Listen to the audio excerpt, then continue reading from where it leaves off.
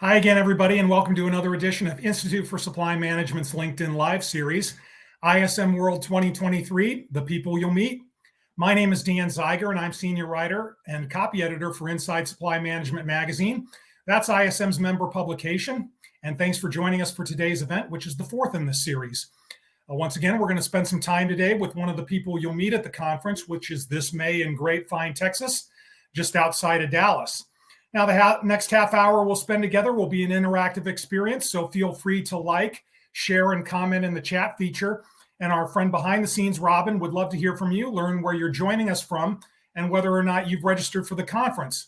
And if you'd like to register or want more information on ISM World 2023, she'd be happy to help you. And today is a pivotal day regarding registration pricing for the conference, and we'll talk a little bit more about that later. But first, let's preview one of our breakout sessions over the 3 days of the conference. That session is titled Unlocking Value Through Localization, Tools and Techniques. And we're going to chat with one of the presenters today.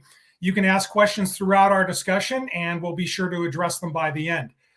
Our guest today is Shaun Doherty. He is SCM Sustainability Advisor at Chevron, where he supports the functions ESG, Environmental, Social, and Governance Standard Strategy. Shaun has extensive experience on enterprise development projects and joint ventures at multiple places on the map. And in the conference session that he'll co-present, he'll share best practices in analyzing supply chain opportunities for localization and integrating that into a company strategy. Hey, Shaun, welcome. I'm excited about this discussion. This spring is typically a season at ISM and for Inside Supply Management magazine, where we're specially focused on sustainability and ESG. And as you'll discuss, or as we'll discuss, localization can be a key component of that. For sure. Thanks for having me.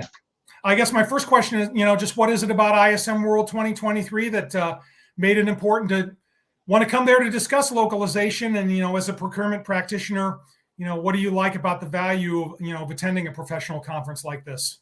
So thanks, Dan, and thank you everybody for attending. Real quickly, Nagendra Dadapanini, who will be my co-presenters, unfortunately unable to make it today for this live stream, but he's looking forward to connecting later.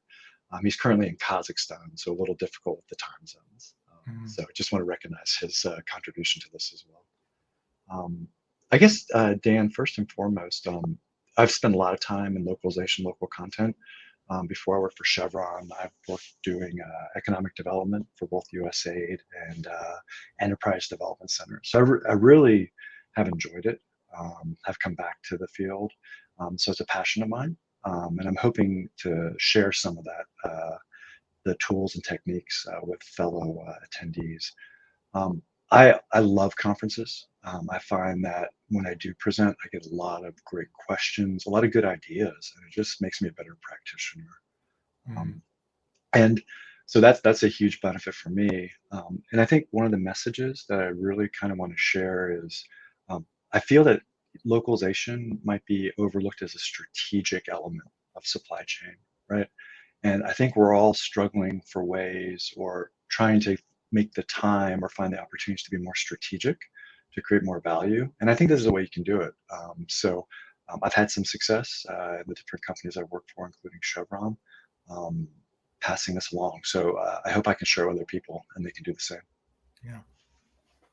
Well, let's discuss the topic of your session. And this is not the first time that you've discussed it with, ISM members. We've been blessed to have you as a writer for Inside Supply Management. And in fact, I'm going to kind of introduce what we're going to talk about today by reading what you wrote in the May-June 2022 issue of our magazine. And it reads, the power of creating a purpose-driven company, one focused on the bottom line and a sustainable social impact, has never been more evident. Investors and boardrooms recognize this and are pushing company leadership for improved environmental, social, and government performance results. And one effective ESG strategy is localization of supply chains in the countries and communities of operation. And this requires significant change management, persistence, and patience, but companies that sustainably localize their supply chain can not only enjoy the benefits of better ESG performance, but also of improved quality, delivery, and service. So yeah, that's a great summary. But why don't we start by, kind of elaborating on that definition of localization a little bit for purposes of our discussion today, and then just give us a brief overview of your session. Yeah. So like one of the first questions when we talk about localization and local content is like, what's the definition? From an international perspective, different countries classify it different ways, right? So in some countries, it could be who owns the company, right? In some countries, it can be, is it locally registered company? In some, it could be what's the workforce, right? Or what's the value added in country? So localization can kind of depend on the environment or regulatory environment you operate in. However, I think for this discussion, Dan, I think really we want to focus on just the value add, right? Like where's the work and the value being created, and how close is that to your base of operations, whether it's in the community, the country, maybe near shoring, and approaching it that way. So that's kind of what local content would be. And that would be anything from manufacturing of goods, right? Or additionally, hiring of national or workforce from the local location you operate in. Those are two of the main areas of what we would call local content. Mhm. And if I was just to kind of give a brief overview of what we're talking about, the article you shared really talks about kind of ESG, right? And localization within ESG, and the business drivers for that, right? I mean, I think, I won't go into it here, but there's a lot of research that talks about how ESG companies perform better than their peers who don't perform in that area for multiple reasons. And really what this session is meant to be, and that's why Nagenda is such a critical part of it, is to talk about as supply chain professionals, like how do you actually actualize that, right? Like what are the tools you use, right? And so during this session, we'll talk a lot about category management, some of the different tools. None of it's rocket science, right? But maybe but put it in a framework to help the practitioner understand how it might be used in their role. Mhm. And finally, I can't get away from the change management aspect because that's the biggest part, right? The business case you described can be there. It's not an easy one, but then once you have that, how do you work the change management within the organization? It's not easy. So we talk a little bit about that as well. Yeah. Well, as you wrote in the magazine article, and as we kind of touched on just now, I mean, there are benefits to doing this beyond altruism and ESG standards. Actual performance, Yeah. performance that interests the C-suite and other executives. That kind of performance can be raised. Since the start of the pandemic, obviously supply assurance has been especially critical, to procurement organizations. How can localization help with that? And, some of the other performance factors that are important to, the highest executives in the company. Yeah. I mean, first, localization isn't easy, right? Things take time. It could be, several years before you have like an opportunity to even think about localizing, and then are the companies ready, right? So this is by no means a turnkey, right? But if done intentionally with a long-term view, there's obvious benefits, right? As you're kind of alluding to, Dan, that we can see localization performing. So we talked about the reputational benefit. There's been a lot of talk and a lot of action, at least in my world, around what starts with social license to operate, then goes to CSR, corporate social responsibility, to shared value, right? And now ESG is a big topic, buttressed by the UN Sustainable Development Goals. But really what we kind of want to get here is reputation is so hard to measure, right? Basically with reputation, you can do it, right? But I'm not so sure the models are really easy, or are they always accurate? It's kind of almost a gut feel that you have to make sometimes with reputation as a business driver. What we really want to talk about here is the business benefit, right? And that's what you're alluding to. So for instance, during the pandemic, in Kazakhstan, where we work, Technisha Royal, the country shuts down, right? So we saw the benefits of having local companies in that situation, right? Understanding the local regulations. I mean, people couldn't go out at certain times of night or had to comply with certain laws. that a lot of companies, international companies, were struggling to understand, but local companies could really, hit the ground running and deal with them quicker, better, and also they could rebound quicker once the restrictions started being removed. So we really saw that in spades, especially when we started talking about international companies. And if you had expatriate staff, it was, how do you get them back to your country? Is their country accepting them? So it was just a real night and day type comparison, which the pandemic really highlighted. Secondly, everyone's talking about sanctions and the impact of that. So, to the extent you can localize and you can bring more of that value add, and it doesn't mean building a manufacturing plant right next to your operations. There's definitely a stepping stone. Maybe it's a representative office. Perhaps it then turns into some sort of assembly, right? Maybe you're working to train local workforce to provide these services. That really can make you a more resilient company. Again, not easy, and I'm sure people on this call or listening to this have experiences with it, some good, some bad, but we can talk a little bit more about that in the session for sure. Mm-hmm. Well, obviously, to build localization initiatives, you need good partnerships with local companies. How best can a company go about building that trust? Yeah, well, I think trust is kind of fundamental, right? In an organization, it's how you treat your stakeholders, right? Whether they be employees, customers, and suppliers. So really, I think companies, have to have it in their DNA, right? If you're a company that doesn't, you're going to struggle, right? In any environment, right? With short-term decision making, you won't be able to have trust, which can help build that longer-term value creation. So I think first and foremost, you need to work, or your organization needs to be a trustworthy organization. And I've had the good fortune to work for companies that had that.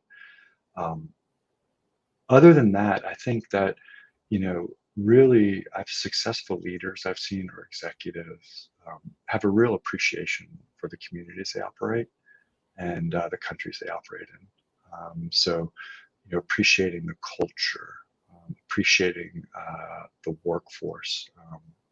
Those are all huge things that really translate to what's the business strategies. So when you see an executive or a leader with those qualities, they tend to perform well in these areas. And when you see ones that don't, you tend to see a lot of problems and maybe issues that they cannot resolve. So I think it starts with company culture, Dan, to be quite honest, and the people who do it. But part of when we talk about change management, part of our role as practitioners is to help make that case, right? To help, you can start quickly by identifying, no matter where you're at, there's somebody doing something good locally, right? Can you find that? Can you amplify that? Can you start to build the messages within your organization to start to get that flywheel turning, right? There's a lot of techniques to do that. As supply chain professionals, I think we need to be communications experts, such as yourself, Dan, to really affect this change. So I think it starts with that. Yeah, that's a good point. I mean, kind of a question off the beaten path. I mean, as you go into a company, I mean, is there any skill set or tools that, if you can tell that if they don't have them, localization is probably going to be a bigger challenge than it would be for another company? Is there a particular skill set that, you can identify as a must-have, for a company to make a localization strategy successful? Yeah.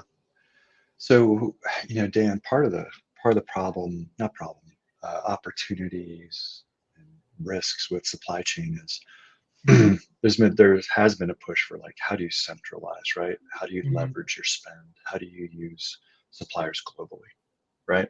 To provide value added service and more money, or not more money, but like lower costs. And that's great, right? It can improve quality, can reduce costs, but it kind of works against localization at some level, just as a mentality, right?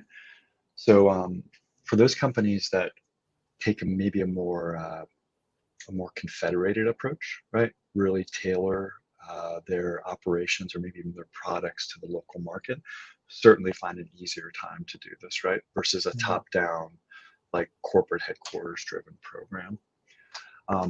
That doesn't mean you can't do it in those cases, but it means that you have to be really intentional and really lay out the business case, because it just goes against the DNA of your company. Yeah. I don't know if that answers your question. Sure. Yeah. Sure. Yeah. I mean, obviously, one more thing that you obviously need in your company culture and your company's, is obviously buy-in from the top. That's going to be very important. It's critical because obviously, as we've discussed, using local suppliers or local businesses is not always cheaper. What's the best way, for a procurement organization to make that business case? Mm-hmm. Mm-hmm. So, and I don't want to misrepresent it, right? It's not solely supply chain or the practitioner's responsibility to make a business case, right? Yeah. Depending on the size of your company, you might have a strategy group, right? You might have a business planning group. These organizations help define the business case and the strategy going forward. But supply chain definitely feeds into it, right? And there's influence opportunities all along that business planning process and the strategy development. So I would say that, first and foremost, a supply chain group operates, with their stakeholders, right? The business owners or the people in the field, to understand the product or service, to deliver, supply assurance, commercial benefit, and supplier management. And that can be really kind of flat or one-dimensional, right? But where we operate really well is when we have targets, right? When you say like, you must have 10% local content, or your workforce nationalization must be this much, right? Those really, then a supply chain group can really drive it, right? So I guess taking that analogy, Dan, is what you need to do as a leaders or your enterprise needs to have a strategy. So that business case needs to be developed, right? What is it? What's the reputational benefit? What's the potential economic benefit? Because it's not always more expensive, for sure, right? I would say in many, many cases, we've seen cost reductions from localization. So there is commercial opportunities as well. And then how are you factoring in the resiliency of your supply chain? As a business strategy, how does that work? So a lot of the stuff we talk about in that article can be used in that. So once you have that, that's what a good executive does, right? She'll sit there and she'll lay out what's our strategy, what's our goals, and then leave it to the organization to make maybe more specific targets to achieve those goals. And that's where supply chain can really, fly and do a great job. So then it's kind of like, it's, you're coming up from the bottom, it's got to come from the top, and it's really a dynamic process. You have to be really good at stakeholder management. My experience has been, you have to work with operations people, right? Because they're the people that are going to make the decisions, right? Within a criteria for sure, but they'll say like, okay, I need this service, and these are my qualifications. And either, they might not say, local content versus international, but they have certain preferences, right? And you really have to work with the supplier or the operations people to understand it and be open to it, right? So that's one area of influence. Then the second is you have to work with your management, right? To say like, these are opportunities within our annual procurement plan, or even looking forward 3-5 years, here are the opportunities. Because like I said, Dan, like if you're talking about developing a local company, my experience is to maybe close gaps and qualify in our industry. I mean, if you get it done in a year, you're doing great, right? A year or 2 year is acceptable. So you really need to have a 2 to 5 year window when you're starting to look at your plan. So anyways, that influencing, that stakeholder management, those communication and change management skills, at least in my role, have been pretty critical to getting that done. Yeah. In a localization strategy, I mean, is it a matter, are you typically looking to replace suppliers or add new ones? How do you manage that? Yeah.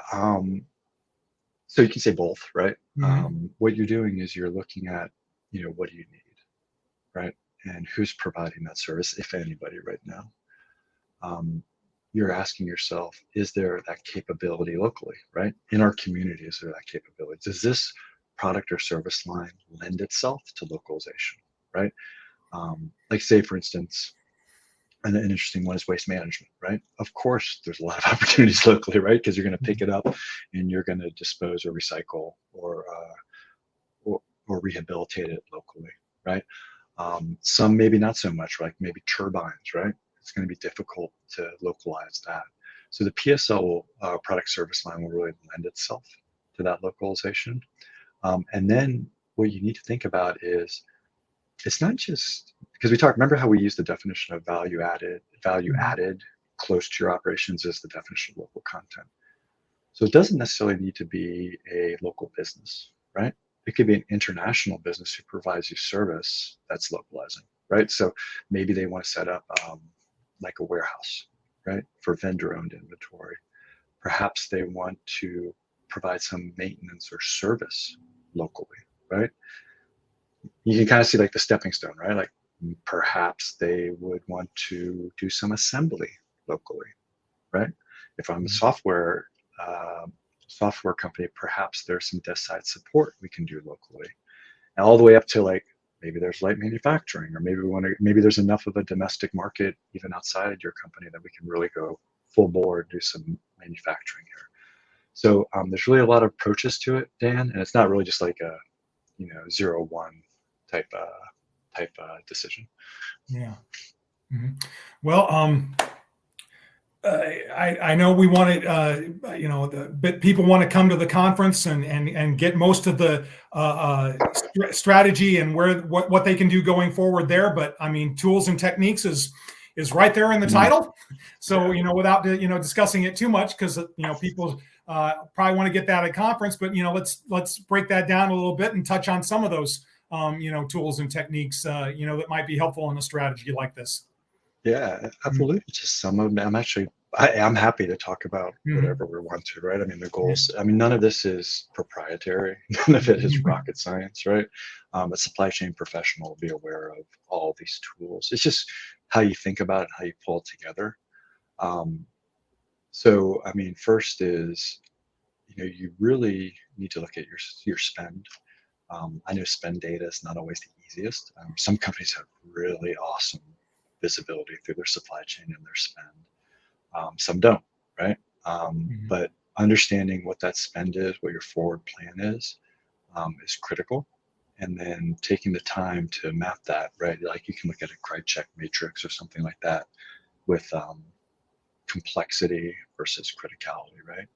And obviously you'd want to prioritize the low criticality, meaning would failure cause serious issues, right? Operationally, like low criticality versus low risk, right? That's your low hanging fruit, right? And then you start to look at, higher criticality, lower risk, and saying, okay, maybe that's our second phase. So doing some sort of analysis on that. Additionally, for at least in my industry, the Pareto principle holds true, right? It's 20% of the companies that are going to give you 80% of your results, right? So focusing on those high leverage opportunities, it's the whole ball game. It's the tail of the spend that'll drown you, right? So focus on those high impact ones. Be very deliberate and communicate why or why not. But I find that the Pareto analysis is a huge tool for addressing local content. And I can go into more, but I see we might have a question. Yeah, we don't. It may not be as question as much as of a comment that you might be able to elaborate on. Karen put in the chat. She says finding and developing and understanding the strengths, opportunities, aspirations, and results of the value stream takes time to observe, understand, and collaborate. You kind of touched on that when you talked about the time frame. I believe it was 2 to 5 years. You said is ideal. Could you just maybe comment on that? Talk about that learning process that I'm sure you have to go through when you go into a local community. Yeah. So, and there's a difference, Dan, and thank you, Karen, for the question. So as far, I mean, it's change, right? I mean, just think about like your family, how hard it is to just change. Like, okay, we're gonna do dishes at 8 p.m. every night, right? I mean, it takes time to get that even going, right? A company like, okay, we need a quality management system, right? Like, what is it? How do we train people? How do we implement it, right? I mean, it takes a long time to mature that way. So there is a line like that, right? Mhm. I think what Karen's question might be is like, how do you understand the market and your product, right? So the hope is, as a supply chain professional, you understand your product service line or your category really well, right? If you don't, get out to the field, because not only knowing more about it is important, seeing it in action, but knowing the people who are, like I said, those are the what we call the sponsors making the decisions, right? Building those relationships, understanding their needs and concerns. Yeah. So that's number one. You got to know your business. If you don't, the next part's hard. Second is market information, right? Supply assurance. So if you try, like let's say, like Angola, right? If you try to understand the market by yourself, going to Google, you're done, right? It's this the search is different. Maybe Chat GPT is different. I don't know, but it's just how do you know, right? All you do is go to a website. So there's a lot of opportunities. I know companies, depending on their scale, can purchase a lot of these reports. However, those look more nationally for large countries or globally. But what you'll find in local content is there's a lot of niche opportunities or consultants who provide market analysis, right? In local content or economic development, we use the term industrial baseline study, right? So what are your major PSLs? What's the status in the country? Which companies provide it? What's their capability level? And obviously everything comes with a cost, right? And that does have some costs associated with it. I would say the other opportunity, Dan, and I know we're coming up on time, is third parties, right? Mhm. And again, my lens is local content from a global scale. I look mostly in those transitioning countries, but there's a lot of partners out there looking to develop their local economies, whether it be nationally or locally, right? Think about even in where are you located, Dan? Are you in West We're in Coast? Phoenix. Yeah. Phoenix. There's a local development agency for Phoenix, right? And their Mhm. job is to help bring businesses or develop business in Phoenix and build the economy, right? Mhm. So throughout the world, there's these, whether they're organizations such as that, whether they're organizations such as chambers of commerce, US aid or other multilateral donors are good partners as well, who can help provide market information, who can help potentially provide expertise and maybe funding, right? And that's where we use the term public-private partnership. So that's an opportunity to accelerate your knowledge of the local market, the local constraints, and so forth. So Mhm. I hope that got to the question. Yeah. Yeah. Well, hey, thanks a lot, Shaun. It was a great discussion. I appreciated your No worries. time and the opportunity to talk to you today. Thanks a lot, and we'll look forward to seeing you at ISM World 2023. That was Shaun Doherty. He's one of the presenters of the session Unlocking Value Through Localization, Tools and Techniques, and he is SCM Sustainability Advisor at Chevron. So thanks to him for joining us today, and especially thanks to you, our audience, and we hope that you enjoyed today's preview and that you'll enjoy it, and that you'll join us at ISM World 2023, which is May 7th through the 10th, just outside Dallas in Grapevine, Texas. And if you haven't already registered, today is an important day. As you can see by the scroll on the bottom of our screen, it's the last day for our current rate tier. You can save up to $500 by registering through today. And to learn more, you can visit ismworld.org/annual. And after 4 straight Tuesdays sharing about sessions at ISM World 2023, we're going to take a couple of weeks off, but that gives you more time to look into more and register for the conference. And you can do that once again by visiting ismworld.org/annual. Our final LinkedIn Live event will be on March 21st, and that will feature more of the people that you'll meet at ISM World 2023. So for Shaun Doherty and Robin Garrison, who helped us behind the scenes today, my name's Dan Zeiger, and thanks for joining us, and we'll see you next time.